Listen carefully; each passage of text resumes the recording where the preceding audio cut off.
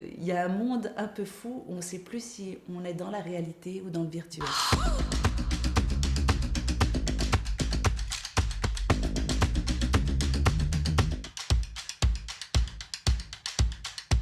J'ai découvert la saison 1 quand Zalbat Mangli et Brit Marlin m'ont proposé de venir jouer ce rôle d'Élodie dans la deuxième partie.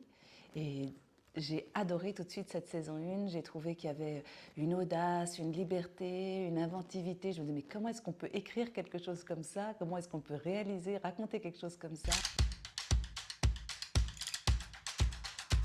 Le scénario est très énigmatique. Il est fait pour rester d'une certaine façon avec ce mystère.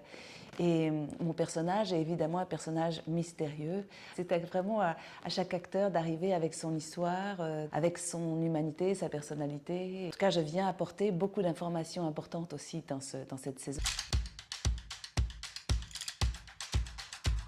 The OA se trouve projetée tout d'un coup dans une autre dimension, dans une autre personne, et elle va retrouver les personnes qu'elle connaît, mais qui eux aussi sont dans cette autre réalité avec d'autres personnages. Chaque partie reviendrait s'inscrire dans une nouvelle réalité et aborderait peut-être un autre thème de nos vies quotidiennes. On est vraiment dans le présent, on raconte une histoire ensemble en sachant que cette histoire va pouvoir, comme dans la vie, se développer dans des sens complètement inattendus. Et il faut que ces sens soient inattendus pour que le public soit au rendez-vous, pour qu'on ait envie de continuer. Je trouve en tout cas pour le jeu, c'est formidable d'être dans l'inconnu aussi, de ne pas savoir ce qui va être écrit. Ça donne une certaine ouverture d'esprit. Le personnage doit absolument surprendre et se renouveler.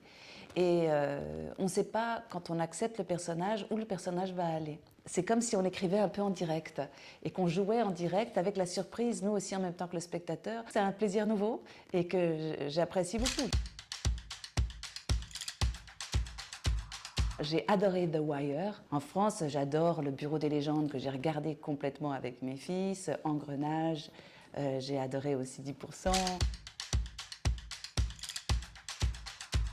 On se rend compte qu'il y a 1000 sujets quand on regarde le catalogue de Sérimania, que tout sujet, finalement, c'est comment on le traite et comment on l'écrit. Il y a une vraie fantaisie d'écriture qui s'inscrit. Je trouve c'est drôle aussi le moment où aujourd'hui on écrit des textos, on n'écrit plus des lettres, on fait beaucoup de choses de plus en plus courtes, on est sur des choses très brèves. Et puis les séries, par contre, inversement, se développent sur leur longueur.